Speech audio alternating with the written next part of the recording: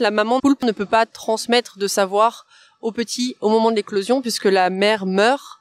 Mais par contre, il y a un scientifique qui a émis une hypothèse que si c'était le cas, si elle avait le temps de transmettre son savoir, ce serait une espèce qui pourrait probablement devenir aussi intelligente que l'homme en fait, puisque ils ont un temps de génération, ils se reproduisent au bout d'1 an ou 2, donc tous les 1 an ou 2 ans, on pourrait accumuler du savoir encore plus et au final, pourquoi pas être capable d'être aussi intelligent qu'un être humain. Marjorie Rossian est océanographe, spécialiste des céphalopodes, c'est-à-dire des poulpes, sèches et calmars. Pour son sujet de thèse, cette doctorante étudie le fonctionnement de la mâchoire de différentes espèces, qui ressemblent, vous le savez, à un bec de perroquet. Les céphalopodes, poulpes en tête, sont considérés comme les plus intelligents des invertébrés. Mais ils sont étudiés pour bien d'autres choses.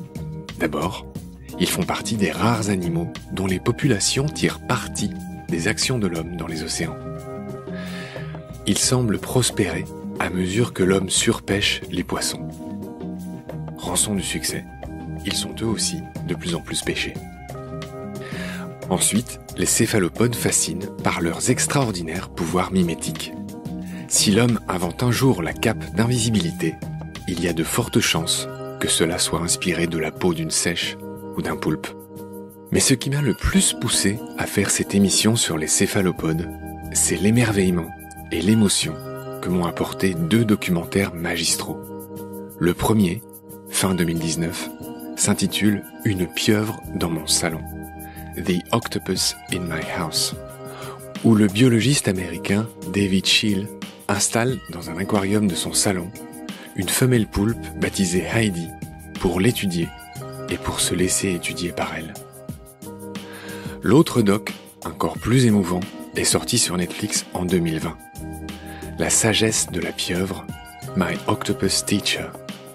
Le film raconte la patiente relation que tisse un homme avec un petit poulpe dans une forêt de kelp à la pointe de l'Afrique du Sud. Et c'est donc pour parler de ces animaux fascinants que je suis allé retrouver Marjorie par un beau jour d'été au Jardin des Plantes de Paris. À la rencontre des poulpes et autres céphalopodes, chapitre 1, c'est parti. Salut Marjorie. Salut Marc. Alors tu es Marjorie Rossian, une scientifique. Je suis venu te rejoindre au MNHN, au Musée National d'Histoire Naturelle à Paris, à côté du Jardin des Plantes, dont on vient de faire tout le tour pour chercher un endroit où t'interviewer. J'avais envie de faire ça dehors. Là, on est au plein cœur de la ménagerie du Jardin des Plantes. On est entre la panthère des neiges et les perroquets. Il y a des perroquets, enfin bref, il y a tous ces animaux incroyables. J'ai vu des vigognes, j'ai vu des... Il y a un tapir. Il y a un tapir malais, tu m'as dit. Oui. Bon, il y a des oryx. Bon, bref, c'est très beau. Il y a évidemment un peu les bruits de Paris derrière. Je prie ceux qui nous écoutent de m'en excuser. On entend des petites sirènes. C'est un jour de manifestation. Mais on a quand même la chance d'avoir Marjorie.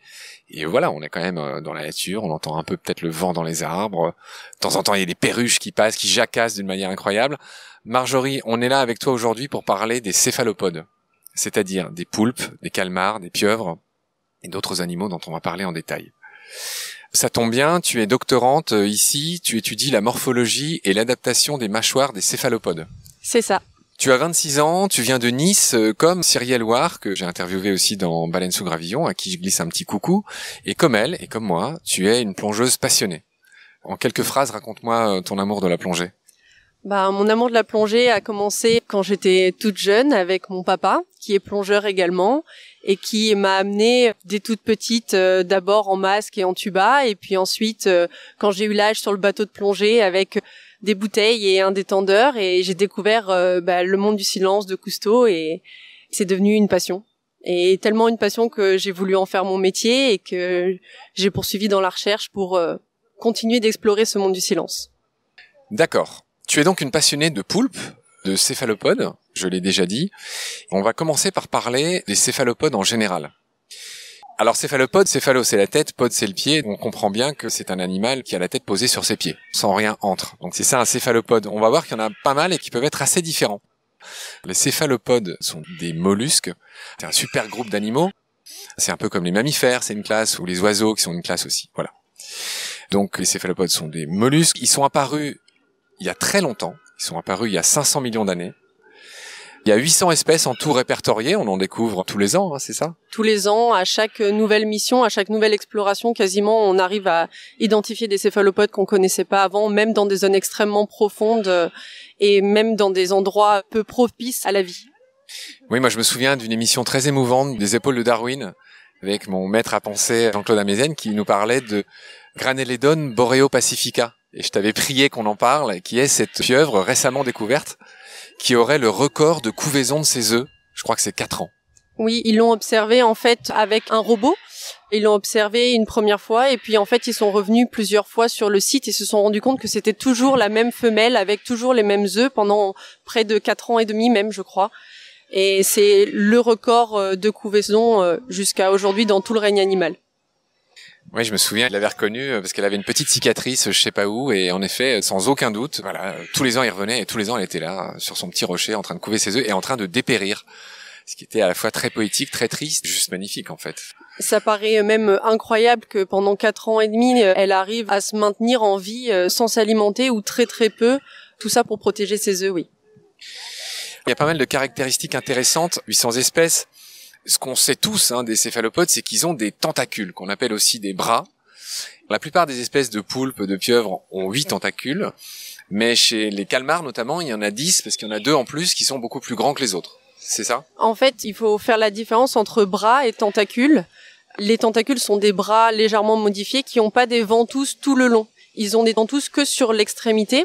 Et effectivement, les tentacules ne sont présents que chez ce qu'on appelle les décapodes, donc les calamars et les seiches. Les poulpes ont uniquement des bras et ils ne peuvent pas les projeter, ils ne peuvent pas s'étendre en fait plus loin que leur corps, alors que les calamars et les seiches le peuvent. Les céphalopodes se divisent en 2 sous-classes, dites des dibranchiaux, c'est-à-dire qui ont 2 branchies. Et donc ça, c'est les fameux décapodes dont tu viens de parler, c'est les octopodes. Et il y a un autre groupe qui a un nom incroyable qui s'appelle les vampyromorphes, avec une seule espèce. C'est un animal qui vit très profond, et qui a une allure de dingue. Elle a un manteau énorme et des espèces de lumière au bout de chacun de ses bras. C'est un animal incroyable, tu m'en parleras tout à l'heure, de ce vampyromorphe. Donc j'ai dit 2 sous-classes. La première, c'est les dibranchiaux, c'est tout ce qui est calmar, poulpe et vampyromorphe. Et puis il y a les tétrabranchiaux, donc 4 branchies. Et surtout une coquille externe que les dibranchiaux n'ont pas. Ils ont une coquille interne. C'est le fameux os de seiche qu'on a tous trouvé un jour sur une plage. Chez les tétrabranchiaux, il y a une coquille externe. Et là, vous voyez aussi ce que c'est. C'est les ammonites. Et ceux qui ont survécu, c'est les nautiles. Les nautiles, c'est des espèces de pieuvres qui vivent à l'intérieur d'une coquille. Oui, c'est ça. En fait, aujourd'hui, on distingue donc les nautiles des autres. Les nautiles ont donc une coquille externe enroulée, au même titre qu'une partie des ammonites dans le registre fossile. Et au lieu d'avoir justement ces bras qu'ont les poulpes ou les calamars, les nautiles ont des tout petits bras modifiés, très courts, mais par contre, ils en ont presque une centaine. Oui, des petits doigts chipolates-esques, j'ai envie de dire, tout petits, tout minces. Donc les bras, c'est là où il y a les ventouses, si je retiens bien ce que tu as dit. Oui, et pour le coup, chez les nautiles, c'est des bras qui sont modifiés puisqu'il n'y a plus de ventouses non plus. D'accord. C'est vraiment juste des petits appendices qui leur permettent aussi d'attraper la nourriture, mais qui sont pas du tout aussi précis, on va dire, que chez les poulpes ou chez les calamars. Très bien. On passera tout à l'heure en revue les espèces les plus notoires et les groupes les plus notoires des céphalopodes. Là, je vais continuer sur les caractéristiques en général. Je voudrais qu'on parle un peu du camouflage. La peau des céphalopodes, dans certains cas, notamment chez les poulpes, est incroyable. Ils sont très mimétiques, ils ont un contrôle total de leur peau, ils peuvent devenir tout clair, tout sombre, grâce à ce qu'on appelle les chromatophores. Est-ce que tu peux m'expliquer comment ça marche tout ça ? En fait, c'est des cellules pigmentaires. Ce qui est assez intéressant, c'est que ces espèces ne voient pas en couleur. Par contre, elles sont capables de mimer les couleurs de leur environnement. A priori, ce serait grâce à des cellules sensorielles qui sont sur leur peau directement. Ils captent la lumière, en fait, émise par les objets. Et même la longueur d'onde de chaque truc. Voilà, c'est ça. Et en fait, ils peuvent, grâce à ça, mimer complètement donc la couleur, mais également la texture. Et c'est ça qui est vraiment original. Un caméléon, il peut aussi mimer la couleur de son environnement, mais déjà, c'est très long. Et en plus de ça, il peut pas prendre la texture parfaite de ce qui l'entoure. Alors qu'une seiche ou un poulpe, particulièrement ces groupes-là, sont très forts pour ça et sont surtout très rapides. En effet, en une fraction de seconde, ils peuvent changer de couleur.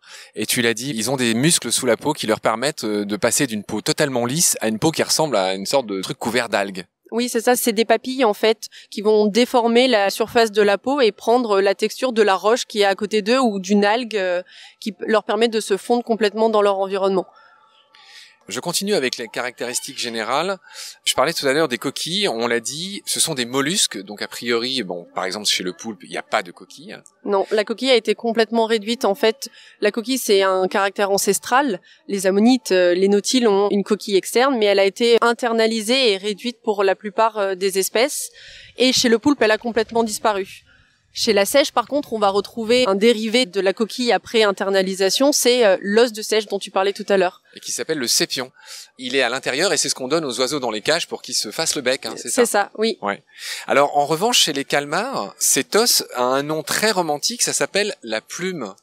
Oui. Est-ce que tu peux m'expliquer à quoi ça ressemble? La plume du calamar, c'est un peu plus cartilagineux et assez souple. Et c'est vraiment juste comme la plume quand on écrivait au stylo à plume, en fait. C'est vraiment le même aspect. C'est un bout très pointu et de l'autre côté, ça s'élargit et ça ressemble à une toute petite plume d'oiseau. Mais c'est très souple et ça a plus du tout les facultés de flottaison, en fait, qu'avait la coquille ou qu'a l'os de seiche, en fait. Je voudrais qu'on aborde un autre point du descriptif général des céphalopodes, l'encre. Quand un céphalopode, alors ils font peut-être pas tout ça, tu vas nous le dire, a peur, il projette un nuage d'encre. Qu'est-ce que c'est que ce truc incroyable? C'est assez rare dans le règne animal.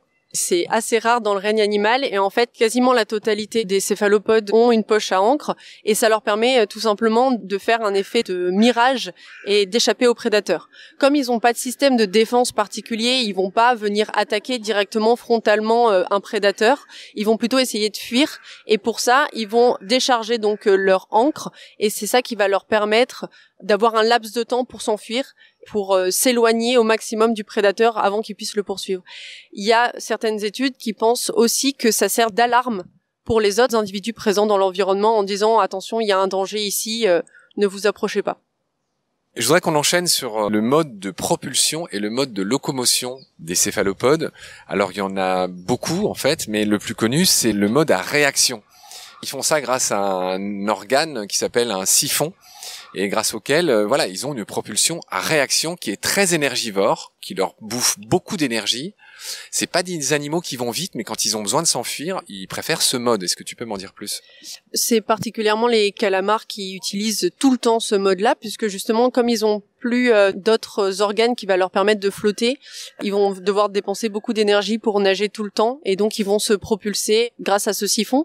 Par contre, chez le poulpe par exemple, il y a divers modes de locomotion qui sont pas forcément liés au siphon parce que justement le poulpe, il est posé sur le fond et il peut se déplacer en rampant ou même en marchant, en sélectionnant 2 bras et en se déplaçant à 2 pattes et en repliant les autres dessous lui pour se déplacer plus facilement sur le sable par exemple. J'ai vu 2 docus très récents qui sont peut-être parmi les tout meilleurs docus animaliers que j'ai vus de ma vie. Le premier, il est sorti en 2020 et il s'appelle My Octopus Teacher, mon professeur poulpe. Et c'est une histoire merveilleuse qui est racontée par un cinéaste animalier qui s'appelle Craig Foster, qui est d'Afrique du Sud. Le poulpe de Craig est filmé sous toutes les coutures et on voit à quel point il est agile, il peut se faufiler partout, il peut marcher au fond de l'eau sur 2 bras, comme il peut utiliser ses 8 bras, et puis il les fait rouler un peu comme des roues. C'est des animaux qui sont d'une grâce, ils peuvent aller très lentement, très vite. Donc on a parlé de la propulsion, donc ce mode à réaction qui est très énergivore, mais ils sont aussi capables de bouger de plein de façons différentes avec leurs 8 bras ou 10. Oui, ils peuvent avoir un déplacement un peu médusaire aussi, en bougeant tous les bras d'un coup et en se propulsant vers l'arrière à l'aide des bras, pas à l'aide du siphon justement. Les poulpes peuvent marcher. Certaines seiches, la seiche flamboyante notamment, elle peut marcher aussi. Elle utilise ses 2 tentacules pour marcher sur le fond sans que son corps touche le sable. Et elle utilise vraiment juste 2 tentacules. Alors la seiche flamboyante, tu anticipes un peu, mais c'est vraiment un des céphalopodes le plus notoire. Le nom vous dira peut-être rien, mais elle fait beaucoup de fond d'écran. Enfin, elle a une couleur de dingue, toutes les couleurs de l'arc-en-ciel sur son corps. Elle est extrêmement belle. Et en effet, elle est très petite. Elle vit sur le sable et elle a une espèce de dard, son tentacule, avec lequel elle vient choper des trucs à la vitesse de l'éclair. Les mesures qui ont été faites sur les seiches, c'est quelque chose comme 15 millisecondes pour propulser les tentacules pour attraper un poisson ou un petit crustacé.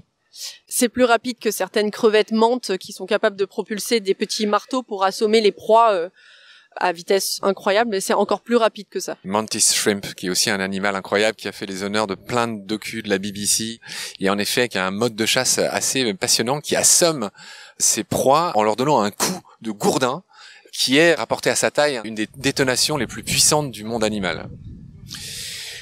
Eh bien, je crois qu'on va enchaîner sur ce qui nous intéresse le plus, je pense, toi et moi, c'est l'intelligence de céphalopodes en général et des poulpes en particulier. Elle est notoire. Tout le monde la connaît, cette intelligence. Tout le monde se souvient du fameux Paul le poulpe. Pour le coup, c'était juste ses talents de devin qui étaient mis à contribution, donc c'est pas réellement une preuve d'intelligence, mais il avait pronostiqué avec 90% de réussite les matchs de la Coupe du Monde 2010. Paul le poulpe, il est né en 2008 en Grande-Bretagne, il est mort en 2010 en Allemagne dans son aquarium d'Oberhausen. Par où commencer? Alors là, pour le coup, c'est l'autre docu que j'ai encore pas mentionné qui montre à quel point ces animaux qui vivent encore une fois si peu de temps, et d'ailleurs c'est la grande question, comment des animaux qui vivent si peu de temps peuvent devenir aussi intelligents? Certains disent qu'un poulpe a l'intelligence d'un chien ou d'un très jeune enfant, n'est-ce pas? Oui, c'est ça. Et il y a un scientifique qui avait même émis une hypothèse que, en fait, la maman ne peut pas transmettre de savoir au petit au moment de l'éclosion puisque la mère meurt. Mais par contre, ils ont imaginé que si c'était le cas, si elle avait le temps de transmettre son savoir, ce serait une espèce qui pourrait probablement devenir aussi intelligente que l'homme, en fait, puisque ils ont un temps de génération, ils se reproduisent au bout d'1 an ou 2. Donc tous les 1 an ou 2 ans, on pourrait accumuler du savoir encore plus et au final, pourquoi pas être capable d'être aussi intelligent qu'un être humain. Tout à l'heure, j'étais dans ton bureau et j'ai vu ton fond d'écran, c'est Cthulhu. Dis-moi un mot sur Cthulhu, qui est une autre pieuvre célèbre. Le mythe de Cthulhu de H.P. Lovecraft, qui est un auteur de science-fiction assez connu et aussi beaucoup connu dans la culture geek.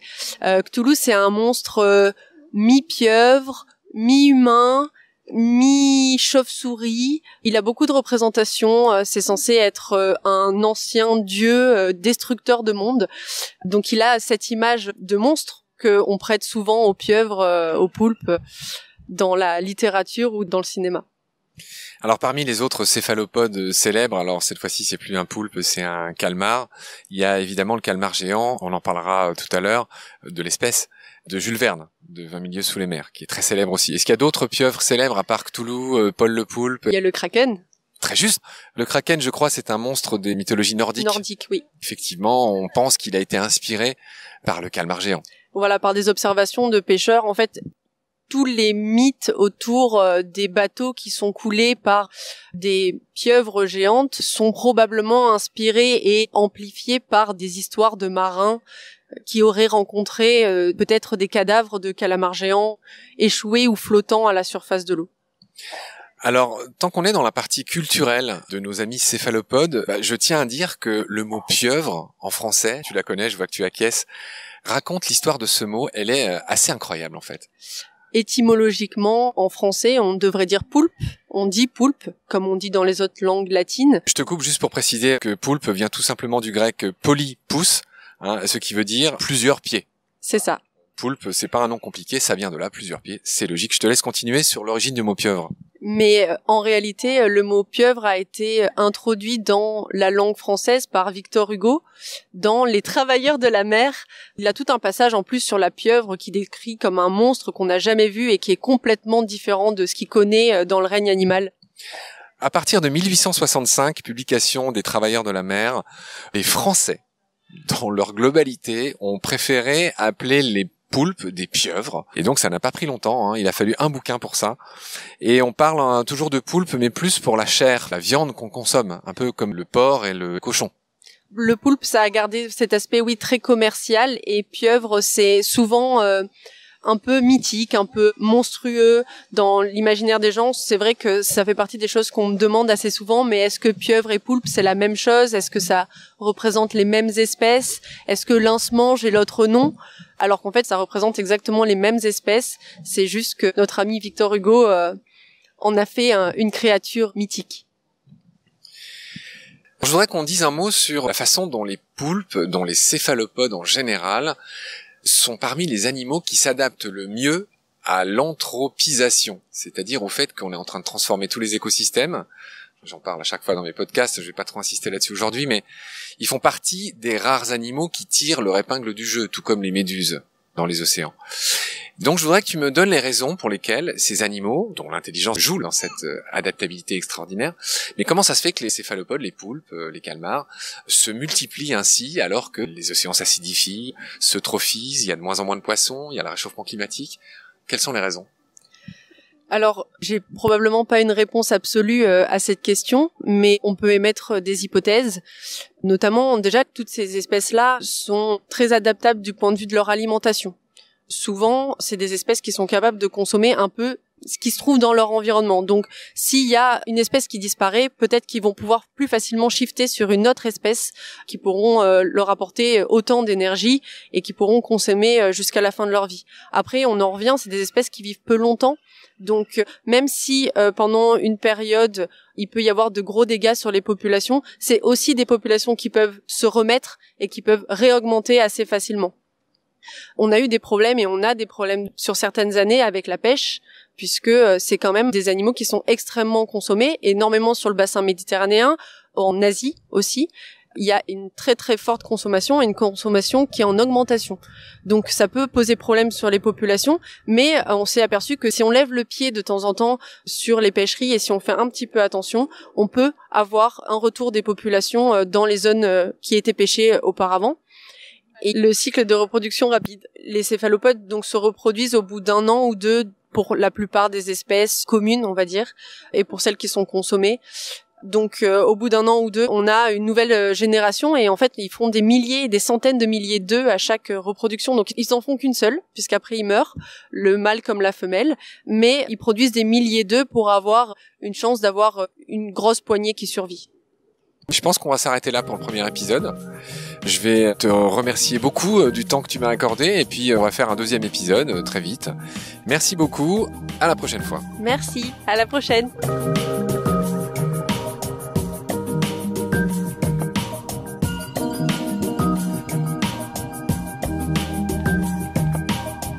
C'est la fin de cet épisode.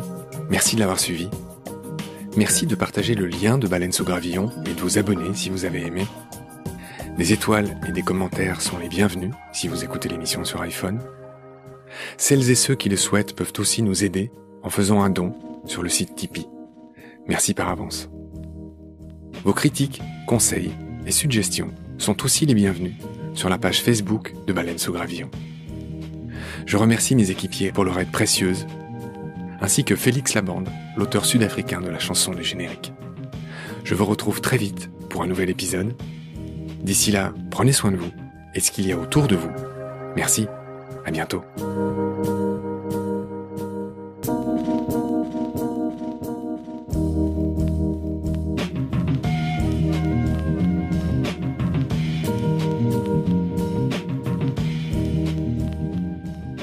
Un remerciement pour finir. Je tenais aujourd'hui à remercier particulièrement Quentin Fenech, l'étudiant en journalisme scientifique de l'École supérieure de journalisme de Lille, qui a monté une dizaine d'épisodes de Baleines sous Gravillon, dont celui-ci, à l'occasion de son stage de 3 semaines chez nous. Merci Quentin, et merci d'avoir choisi de continuer à nous aider après ton stage, c'est très sympa. J'en profite pour remercier aussi et citer enfin les noms de l'équipe de bénévoles et de passionnés qui m'aident, semaine après semaine. Romane Schaeffer, Julie et Lucie Aubourg, Anaïs Egedus, Ulysse Rebaldi et Alex Benoît sur la chaîne YouTube de Baleines sous Gravillon, Margot Barbu au graphisme et Édouard Kinsiger de l'agence Sable Noir. Je remercie aussi l'ami Chris Debardia dont vous avez entendu les épisodes, et aussi Jean Andrieux et Benoît Navarron dont vous entendrez bientôt les épisodes, respectivement sur tous les rapaces et sur les animaux de Nouvelle-Zélande. Je remercie aussi la communauté des naturalistes et tous les photographes animaliers qui viennent exposer leurs meilleures images chaque jour sur la page Facebook de Baleines sous Gravillon et qui partagent tous nos épisodes. Baleines sous Gravillon n'existerait pas sans leur aide. Si, comme eux, vous souhaitez apporter un peu d'aide, un peu de votre temps, que ce soit pour m'aider à monter les épisodes sur Audacity, en rédactionnel ou en community management sur les réseaux sociaux, ou encore nous aider à trouver des partenaires, envoyez-nous un message via la page Facebook de Baleines sous Gravillon. Nous avons plus que jamais besoin de votre aide. Merci en tout cas pour votre fidélité, et bonne et très heureuse année à tous et à toutes.